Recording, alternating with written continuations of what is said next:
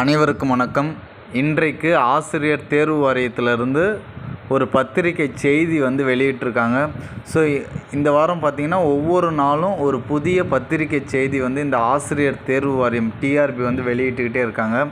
ஓகேங்களா? அதனை தொடர்ந்து இன்றைக்கு என்ன செய்தி வெளியிட்டிருக்காங்க அப்படின்றத இந்த வீடியோவில் பார்க்கலாம். வீடியோக்குள்ளே போகிறதுக்கு முன்னாடி நீங்கள் நம்ம சேனலுக்கு நியூ வியூவராக இருக்கீங்கன்னா கண்டிப்பாக ஒரு சப்ஸ்கிரைப் பண்ணுங்கள். பக்கத்தில் இருக்கக்கூடிய பெல் ஐக்கானை கிளிக் பண்ணிக்கோங்க. ஸோ பத்திரிகை செய்தி பார்க்குறதுக்கு முன்னாடி இப்போ பார்த்திங்க அப்படின்னா டிஎன்டிஇடி ஆசிரியர் தகுதி தேர்வு தாள் 1 மற்றும் தாள் 2 எழுதக்கூடிய ஆசிரியர்களுக்கு ஈஸியாக இந்த எக்ஸாமில் தகுதி பெறுவதற்கான கம்பல்சரி கொஸ்டின். ஸோ இந்த மாதிரி கொஸ்டின்ஸ்லாம் அதிகமாக கேட்பாங்க அப்படின்னு சொல்லி அதனை பேஸ் பண்ணி நம்ம வீடியோ சென்ட் பண்ணிகிட்ருக்கோம். ஓகேங்களா? ஸோ அந்த வீடியோஸில் நீங்கள் பார்க்கணும் அப்படின்னா கண்டிப்பாக நம்முடைய வாட்ஸ்அப் குரூப்பில் ஜாயின் பண்ணுங்கள். அதற்கான லிங்க்கை நம்ம சேனல் டிஸ்கிரிப்ஷனில் கொடுக்குறேன். ஸோ இது வரைக்கும் தமிழ், இங்கிலீஷ், சைக்காலஜின்னு சொல்லி ஒவ்வொரு சப்ஜெக்ட்லேயும் நம்ம என்ன பண்ணிகிட்ருக்கோம், மேக்ஸு. ஸோ ஒவ்வொரு சப்ஜெக்ட்லேயும் நம்ம பேசிக்காக ஷார்ட்கட் மெத்தடில் வீடியோ சென்ட் பண்ணிட்டுருக்கோம். கண்டிப்பாக பயனுள்ளதாக அமையும். ஓகேங்களா?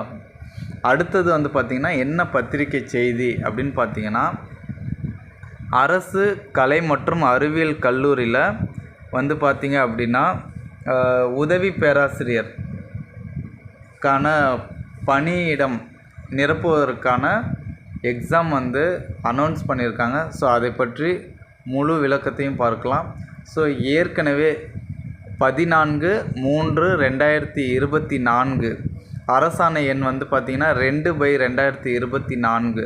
ஸோ இந்த அரசாணை எண்ணில் 4000 உதவி பேராசிரியர் காலி பணியிடங்களில் நிரப்பப்படும் சொல்லி ஒரு அரசாணை வெளியிட்டிருந்தாங்க.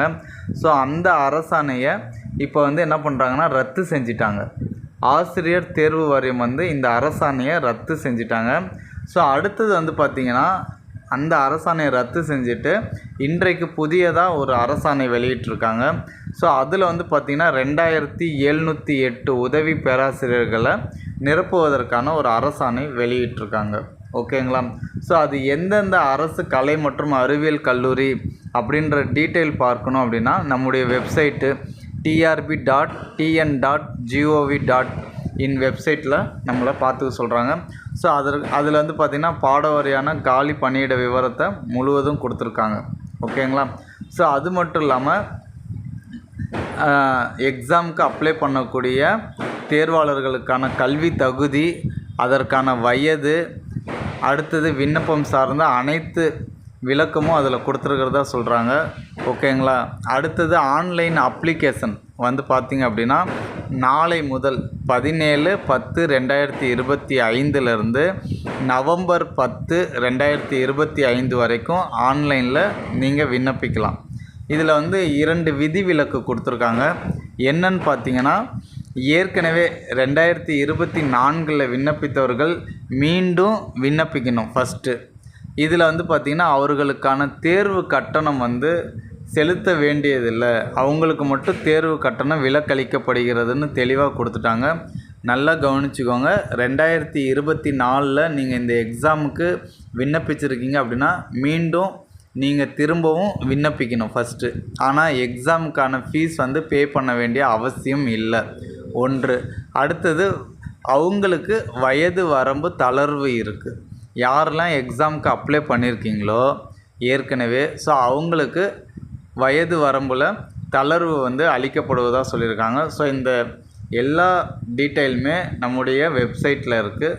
ஸோ அதனை சர்ச் பண்ணி பார்க்க சொல்கிறாங்க. ஓகேங்களா? ஸோ அவ்வளோதாங்க. ஸோ இதில் சுருக்கமாக சொன்னால் 4000 போஸ்டிங்கை ரத்து பண்ணுறாங்க. 2708 போஸ்டிங்கை ஃபில் பண்ண போகிறாங்க. ஸோ அதற்கான ஆன்லைன் அப்ளிகேஷன் பார்த்திங்கன்னா 17/10/2025 அதாவது அக்டோபர் 17லேருந்து நவம்பர் 10 வரைக்கும் விண்ணப்பிக்கலாம். ஏற்கனவே 2024 விண்ணப்பித்தவங்க மீண்டும் விண்ணப்பிக்கணும்.